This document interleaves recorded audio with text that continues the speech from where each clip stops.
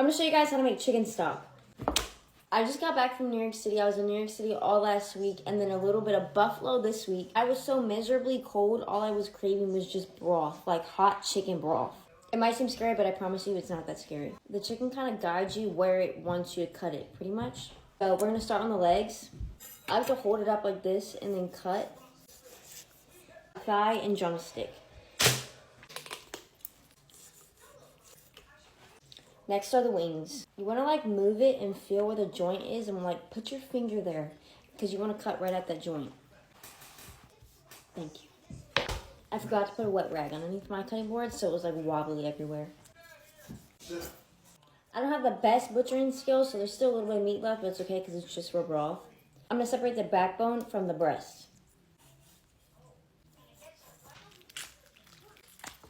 Here's the breast. You're gonna feel in the middle for like the sternum, I guess that's what it is. I don't know anatomy. Cut right on there. You're just gonna use your knife to cut against the bone and cut the meat away. I'm practicing on my butchering skills. It's still not that clean. But now you have a breast. Next side, other breast. The main goal is you don't wanna see any meat on here, just bones, but it's okay. We're not perfect. So what I'm using for my stock, chicken carcass, chicken wings, chicken neck, and I'm gonna use a little bit more necks. I have a lot of chicken necks. You can also use chicken feet too. For the veggies, I'm gonna use celery, carrot, and onions. I'm just gonna chop it up. It doesn't have to be perfect.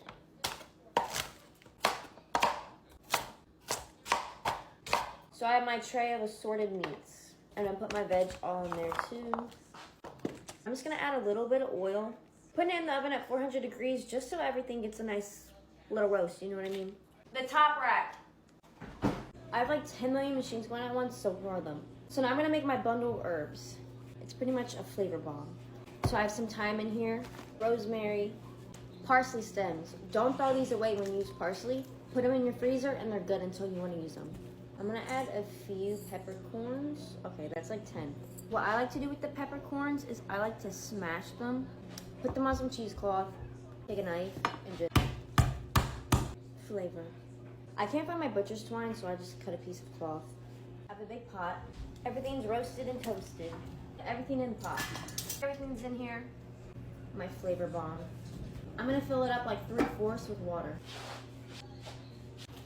My phone didn't record when I first put it on the burner, but I had it on medium and I just had it simmering for about 4 hours. And I woke up from my second nap, so now it's time to strain everything. I'm taking out all the big pieces first so it's easier for me to strain it. Most important part, do not forget something underneath when you strain it because then you just wasted all your hours and then be sad. So now we're gonna strain it. Now I'm gonna let it cool, so when it cools, the fat on top, I'll be easier to scrape it. It's the next morning, 7 a.m., too early. You can see there's a little layer of fat, not a lot, but we don't want that, so I'm gonna scrape it off. I wanted to do a comparison between homemade stock and store-bought stock. Nothing wrong with store-bought stock, but you get more flavor with homemade. You see in the difference of the color? This just has more flavor.